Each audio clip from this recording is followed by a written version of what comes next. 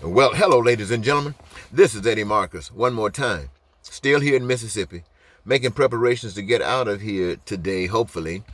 But right now, Hurricane Delta is kind of affecting the weather around here. So we're kind of cautious about where we start and where we will be at a certain point in time in connection with where Hurricane Delta might be doing her thing. Yet, at the same time, I find myself out here in this car, sitting out here in the rain, waiting to go inside and start packing this baby.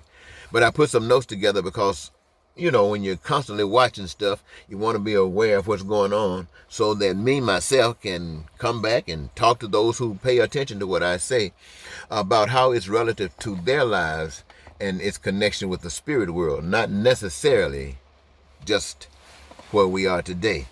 Ladies and gentlemen, one of the things that I wanted to mention to you today is that, the president is against the virtual debate, presidential debate. And possibly what those reasons are. I'm sure everybody really knows what those reasons are, regardless of what he's trying to project. And those reasons basically that are common amongst our thinking out here is that with the virtual stuff, he won't get a chance to do his bullying. He won't get a chance to just show and spit out his vibes all across the place. Not only that, the mic could be cut. If they agree to certain rules, the mic could be cut. And he couldn't say anything beyond that point. And I'm sure that would be frustrating to a person who does not really want to obey any rules. In fact, do everything he possibly can to break the rules. Now, again, I can see why Trump wants to go public is because he needs, and in fact, the reason that he's so anxious to get back out here on the public scene without the debate is because in his situation today and his falling behind, according to the polls with Joe Biden, he wants to get back out here so he can excite his base. And how does he do that? By talking about racism and building up tension for racism and building up tension for hatred and bigotry and all of those things that would possibly fall under the area of evil. He's out there just pumping it and priming it. And those people who find comfort with that are excited about it. And that's what he is expecting to get him over this hump, because he knows that he has violated every rule. And right at the end of this gate, the people might not let him get away with it. So he's preparing himself to go against life, go against God. Now, they will do anything. People who are evil and trying to project an image will do anything to do that. I was watching a campaign commercial by Trump, and they had an immigrant woman. I don't know if she's Mexican or what, but she kind of looked Mexican, whatever that means. And she was presenting statements about Trump, negative statements about Trump, and they were all the same things that President Trump has promised to do, like kick the immigrants out of this country. All of those negative things that you can imagine. She had signs up there written that said that these are the things that Biden is going to do if you put Biden in office. That's what he wanted the Hispanic people to see another Hispanic woman say about Joe Biden. So they possibly won't vote for Joe Biden, because they darn sure wouldn't vote for Trump if they knew that he said it. And now he's trying to say he didn't say it. Well, at least the woman didn't say it out of her mouth. Don't know if it's because she couldn't read. Don't know if it's because she couldn't speak English. But at least she didn't say it. Never mind. Trump wanted the image of her making this statement. And see, ladies and gentlemen, racism, you have to look at racism. Racism is a very negative thing, but it's more than that. Racism is a judgment. You see, when you think about racism, what you're really doing, the judgment is man judging God's work. Man judging God's work. Now, when you think about what racism actually, well, I won't say racism, but what they're referring to is the differences within the groups. And they want to refer to color, and then they want to add a bunch of other stuff on to it, whatever that might be. But as you look at the trees, We don't have one kind of tree. We got all kinds of trees. When all kinds of trees mean that it includes all of them that are here. What about the flowers? Look at the variations in flowers. Man and together or sitting alone, they are as beautiful as can be. Look at the variations of the grass that exists on the earth, man, friends. And look at the mineral resources, the differences in them. Look at the precious stones, the diamonds, you name them. So many differences, and everything is fine. Then you come here with human beings. Then you do the same thing. You make the differences, and you do one thing different than you did with those other items I just mentioned. You give man the ability to think and function and meditate and connect with God so that man can be used as instruments in the work of God's creation. But rather than do that, man got a choice. Man can either commit loyalty to his creator or choose to follow himself, which means following somebody else. That's what that means, following somebody else. Now, you think you're stepping out there following yourself, but you end up following somebody else, because when you start following yourself, you open yourself up in the territory of others that you are actually following. And ladies and gentlemen, we have to think about things like this. Let me give you some examples of some things that are very important, and I don't know if you paid any attention to them. Let's think about the things that people engage themselves in that other people object to and say you shouldn't do it, and they try to put it down because you do. I saw a guy smoking a cigar, and the guy said, well, I smoked the cigar because to keep people from running me crazy. If I didn't smoke the cigar every day or every time I need, they run me stone crazy. So I smoke a cigar to keep them running me crazy. Then another guy said, well, I smoke weed so I can think on my own and avoid the program that I've been given. Now, here you got two people who are disgusted with what is happening around them every day, and they got various ways of dealing with it. One got the cigar, one got weed, one got meditation, one got an aspirin. One got high blood pressure medication. One got cancer medication. All these other things trying to deal with what's going on in life today. And yet, my friends, you have chosen some that you approve of and some you don't. And what do you approve of? Is that what you do? What do you disapprove of? Is that which the system does not permit. Now, that doesn't mean all of you approve of that, but it will deter many. Like, for instance, weed. If it's illegal, you got people who are damn it, like they did alcohol. When it's legal, next thing you know, it's okay. Now, what happened? What happened? Nothing but your thought process was changed because of the indoctrination that you've been given. You weren't thinking. You weren't making up your mind. You were being programmed. You were being led down a path that would take you someplace you probably didn't want to go. And I'll tell you why you do this. I'm going to tell you why you do this, ladies and gentlemen, and you might can identify with this.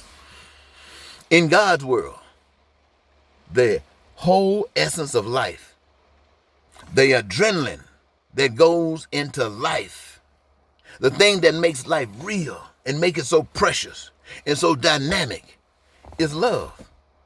Now, I know most of us have no idea what love is. We have no idea what love is. But I think I heard a song this morning that might help us. It was by Tyrone Davis. And the title of the song is Give It Up or Turn It Loose. And what it was basically saying is that you know what love is. You're in love with somebody. And this love is love is love is love. And there are certain kinds of things that happen with this love. But then there comes a time when this isn't happening anymore. One party, or both, but one party specific for this discussion, wants to keep the love flowing, the other party doesn't. And so you do everything you possibly can, everything you possibly can, and it still will not flow again. And then you think about that, you ask yourself why. I mean, you really ask yourself why. Now, ladies and gentlemen, again, that song is Give It Up, Turn It Loose by Tyrone Davis. I want you to come up with your own understanding of that. So why don't you go on Google or somebody and pull it up, listen to that song. Because it really expresses the world, the conduct of the world. The world says that we care about one another. Not everybody. You know, some people just hate you because you're somebody else. But other people will have compassion and agree we'll go along with the Constitution. We're not going to rock it. It allows us to do these certain things together, so we're going to do that. Now, in the system like that, that's what we've been under all our lives, we find that there are some problems that occur. People get hungry, homeless, and moneyless, and go through some changes. And we try to come up with some charitable programs. Let me even make it closer than that. Let's say a person is adopted as a child or a caretaker or even a spouse. And you can imagine how those kind of situations will allow you to engage in giving charitable stuff. First of all, if you bring somebody into your home, you're taking them out, you're giving them shelter. And if you're feeding them, they're eating. If they drive your car, they're driving your car. They got transportation. If they're traveling places. If they know somewhere they need some money, happen to have some money that you share with them. Now that's wonderful. That's wonderful. But when it comes down to getting up in that bed, oh, it takes something special. That's a special relationship. They call that love. You got to have love to do that. Now, I'm not saying that everybody got to go out getting in the bed with everybody. I'm just saying that there are certain steps. There are steps that would take you to, that would guide what you're going to do. There are certain limitations. But when it comes down to love, there's no limitation. And for people who live in the same household, especially ones who call themselves husband and spouse, there's supposed to be love there. And a nation of people, there's supposed to be love there. You don't go making love to everybody, but you protect one another. Those things that you did for that person that's in your house, that you're taking care of, giving shelter and all that kind of stuff, that's the way you protect one another in the society. You make sure that no virus, no pandemic comes out there saying we're going to take over and destroy you. No, because you're focusing on things like that. Now, in order to do that, you're not going to be able to do that with that mindset that you've been given, that program that you've been given, because that was designed to maintain what exists today. There was no ifs and there is no ands about it. Now I want you to think about those kinds of things, ladies and gentlemen. Come with your own thought. There's something else I wanted to share with you. I think it's a note here says, love is natural. Yeah, love is natural. The love that God talks about is natural. It's natural for you to want food, clothing, shelter, education, and healthcare. These things you need. It's natural for you to want that. And I'm not just talking about you. I'm talking about all the yous in the world. That's why it was provided for you. That's why it was provided that each of you can play a part in the creative process causing this manifestation, so you become part owner in all that exists. And so you don't have to borrow money. You don't need that. Love has provided that this here happens by making you part owner. Now, when you start talking about man's way, he steals everything from you. You don't own anything. He owns everything. And now those things that you need, he want to control you and manipulate you by having you work for him for whatever his purpose is. I'm sure you don't know what it is. But whatever his purpose is, you work for him and he'll pay you a certain amount, but not an amount to set you free, just an amount to keep you attached to him. The same old slave thing they did back there to black people hundreds of years ago. Same old thing. Nothing changed. Now you know they got all the money and took over God's stuff. And the church was supposed to be teaching you about God to let you know that these things have occurred. It's too bad we didn't see it happening while it was occurring. It just slipped up on us. We were born into it. But here we are today, ladies and gentlemen. We're watching Donald Trump. We're watching Donald Trump break all the rules that have been set. And you know what? He's getting away with every last one of them. I don't care how righteous you have been, America has been in the past. I don't care how righteous America has went up trying to talk to other people about democracy and the dictatorships and the kinds of governments that they were trying to implement. I don't care what they were doing. The United States government was standing up there talking smack stuff like democracy was so fantastic. And here we are today, a man stepping on every pinnacle of this democracy. And there's nothing that the American people act like they can do about it, even with the system, even with their laws.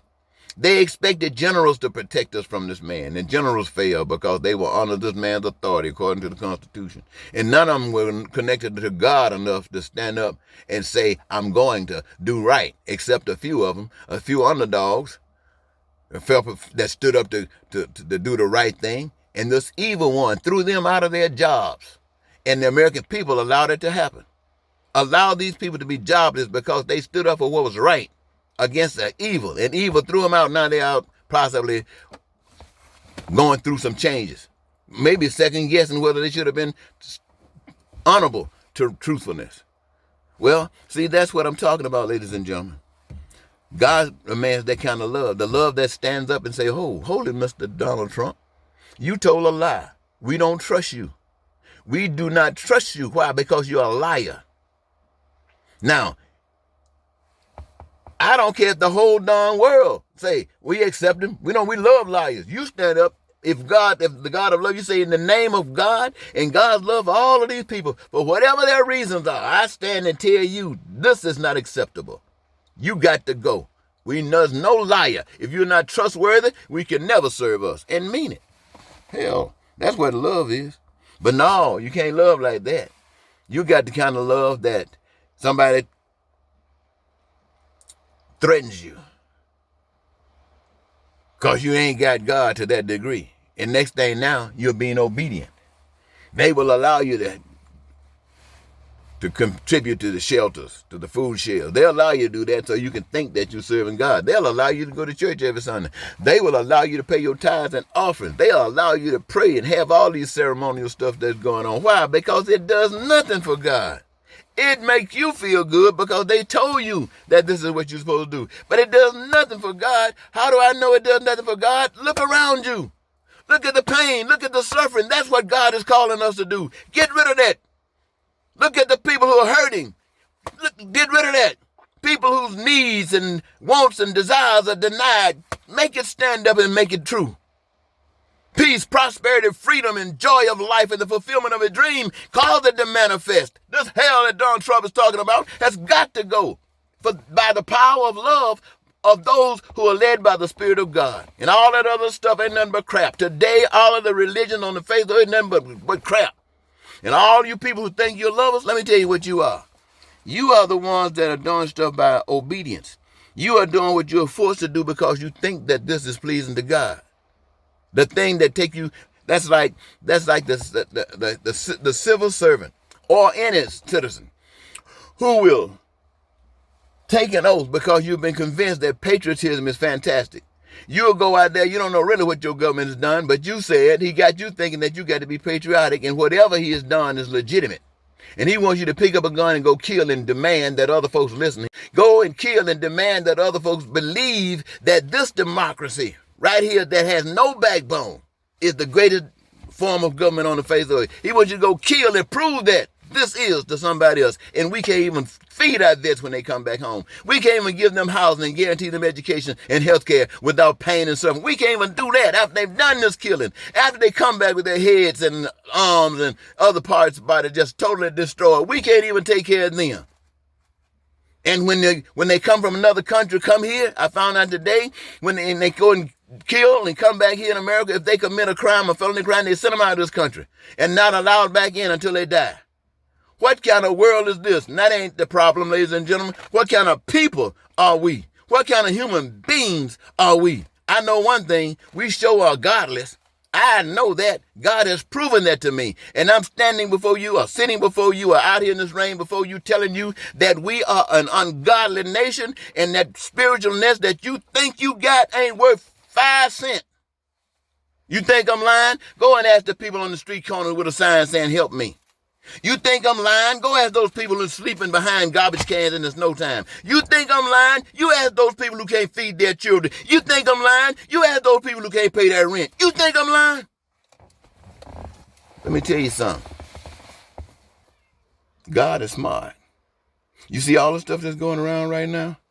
Here's an opportunity for all of you young people who walk around here with your pants hanging down, who ain't doing nothing because you've been guaranteed that this is what you are supposed to be like.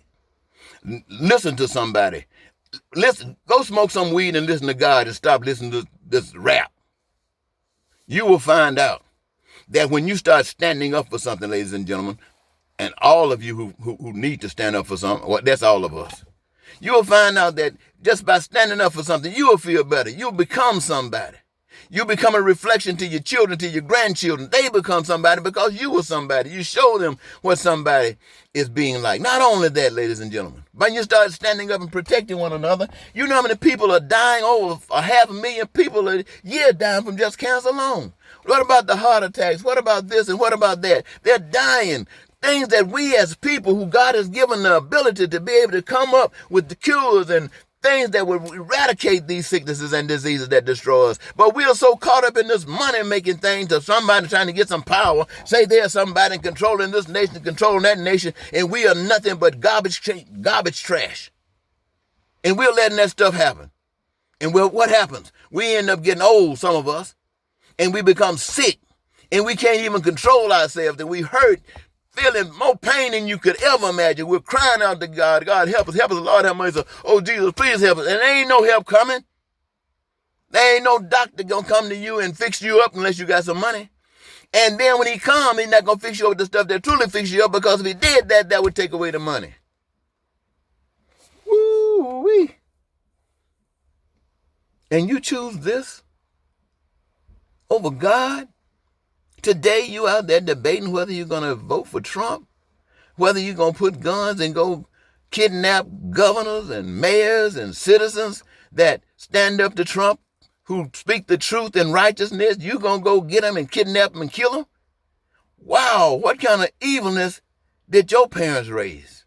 Well, I guess it's the same evilness that their parents raised. But it's going to take love in spite of all of this, ladies and gentlemen, in spite of all this evil. Evil has proven itself. Evil controls America, not love. Evil controls the world, not love. It has proven itself to be dominant. And love has all the power to fix it. But the love I speak of is in the hands of the people. It takes the people to fix it. The only reason this thing is messed up is because the people were deceived and lied to, and they gave their power to their oppressor. Tell them the truth. Speak the truth. They will recognize the truth and claim back their power from the oppressor, and they will direct their power through God's love to one another. And that will be the victory. It looked like I talked a long time. I probably said a lot. I hope it was worthwhile. I'm going to go back and listen to it myself and see what I've learned. Thank you once again, ladies and gentlemen. This is Eddie Marcus, spokesman and advocate of basic human rights, saying goodbye